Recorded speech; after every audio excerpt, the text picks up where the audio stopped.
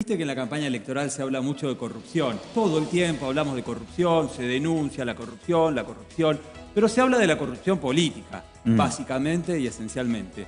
Pero ahora vamos a hablar de la corrupción financiera, de esa que se habla poco, de esa que está tapada, de esa que involucra al poder real y de esa que involucra también a los gobiernos cuando toman deuda externa, o a algunos gobiernos cuando toman deuda, no hay que generalizar, pero va a hablar en este aspecto un especialista, un operador financiero por excelencia, libertario, liberal, dirá él. Estamos hablando de Carlos Maslatón. Ha sido el segundo en su momento de Javier Milei, después peleado con el libertario y finalmente siempre se autodefine como liberal, no como libertario. Pero Carlos Maslatón estuvo el sábado en el programa Sobredosis de TV, y en una parte en donde se lo tomaban incluso en el propio programa para la joda, era un programa de humor, pero denunció lo que vamos a ver ahora en relación a la deuda que en su momento tomó Mauricio Macri. Escuchen con atención lo que denuncia Carlos Maslatón. Esto. La deuda es la ruina financiera para cualquier cosa. Preguntale a Macri por qué contrae deuda. Bueno, porque seguramente hay gente que toma deuda para no pagarla. Claro. Pero si no, vas a la para que la pague otro. Claro. O acordate en los años 80, las grandes empresas. Fíjate que soy un liberal que critica eso. Tomaron deuda afuera, se estatizó la deuda en dólares tomada por las empresas. Una locura que haya 50.000 millones de dólares. ¿Cómo puede haber pasado eso en el país? ¿Y cómo puede haber pasado? Y bueno, porque por la peor de las corrupciones es la corrupción financiera. Y te lo digo en este canal donde predomina el peronismo. La crítica antiperonista sobre la corrupción son todos chorros, los punteros, los sindicalistas, los bolsos. Que ustedes no saben lo que es la corrupción financiera, es una cosa espantosa. Esa es la grande. Es que son miles de veces mayor. Y además deja poca marca y hay que saber mucho para descubrirla. Yo te digo, pues soy un tipo del mercado financiero. Claro. Y siempre las transfugadas se hacen con las tomas de deuda. ¿Cómo se hace? Mirá, el endeudamiento que el país contrajo del 2016 al 2019, esos años de Macri, con Sturzenegger, Caputo, Duhovne, todo eso, el problema es esa plata que ellos tomaron, después la usaron para control cambiario y vendieron dólares baratos para que los que entraron con la bicicleta financiera se la llevaran. Claro. Eso estamos hablando de 150.000 millones de dólares, para mí malversados. Yo diría que son robados eso. Robados. Sí. 150.000 millones de dólares. Y lo dice, insisto, alguien que conoce mucho la situación de los mercados. Es un operador financiero. ¿Se lo tomará alguien en serio? Y en una parte también Maslatón acá hablaba acerca de la estatización de la deuda privada que se hizo durante la última dictadura militar, aproximadamente por 50.000 millones de dólares. Hay un fallo del año 2000 del juez Jorge Ballesteros que determinó que esa deuda, por la estatización de la deuda privada, fue absolutamente delictiva. Sin embargo, no pasó absolutamente nada. Tiene mucha razón en este aspecto Carlos Maslatón cuando habla de que el sector financiero lo hace tan bien que es difícil tratar de indagar, escarbar y tratar de verificar eso que se denuncia como corrupción.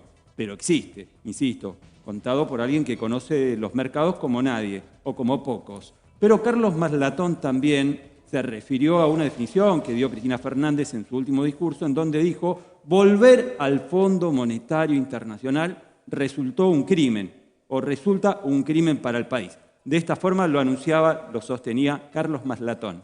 ¿Qué sucede? Vos tomás plata afuera, la reventás en el mercado barata, pero la deuda queda en cabeza del pueblo argentino. Claro. Ustedes empezaron este programa con lo de Cristina Kirchner sobre el Fondo Monetario. Tiene razón lo que dijo Cristina Kirchner el día jueves sobre el Fondo Monetario. Pero ¿cuál es el problema?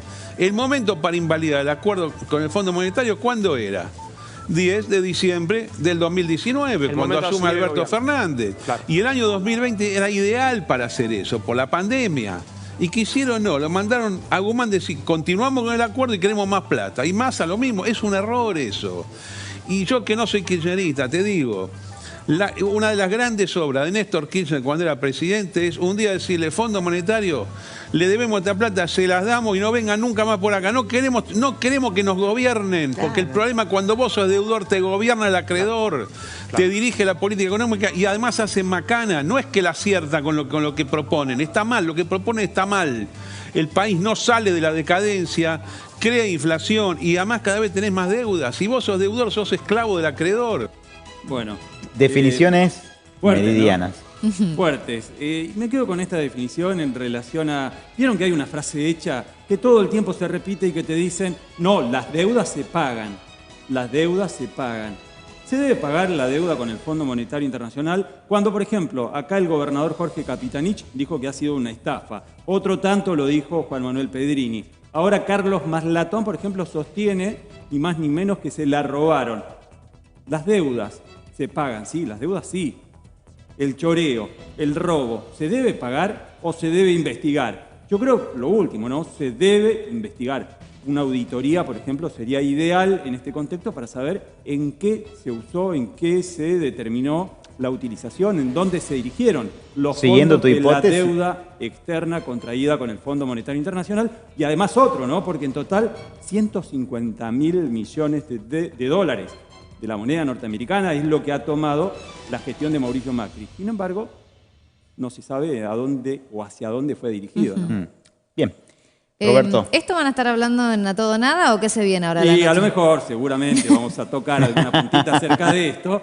Pero no, también tenemos entrevistas muy interesantes. Ya anda por aquí el ex gobernador, precandidato a intendente por el radicalismo, por Chaco Cambia, por una parte de ese espacio. Estamos hablando de Roy Nikisch. Vamos a hablar también con Carlos Alave, también precandidato a intendente, pero por el sector libertario. Sorprendió, esa entrevista quiero ver, me voy a quedar así frente a la tele. Sorprendió que Carlos Alave se vaya con los libertarios. El sábado tuve la posibilidad de hablar con él en El Dedo en la Llaga y dijo, yo no me voy a inmolar por Javier Milei, me voy a inmolar en todo caso por Resistencia. Bueno, vamos a indagar acerca con Carlos Alave. Hubo novedades también sobre la utilización de la imagen, el lema. Bueno, lo vamos a estar viendo entonces. No, Javier Milei dijo, no, en el interior no van a utilizar mi imagen, salvo en las presidenciales. ¿Por qué habrá tomado esta determinación Javier Milei? Uno dice, bueno, porque le fue mal en las elecciones en donde utilizaron precisamente la imagen del sector libertario, le fue pésimo, no es que le fue mal, le fue pésimo, ¿no? Bueno, veremos qué dice Carlos Alave. Perfecto, Robert, gracias, como por siempre. favor, hasta mañana.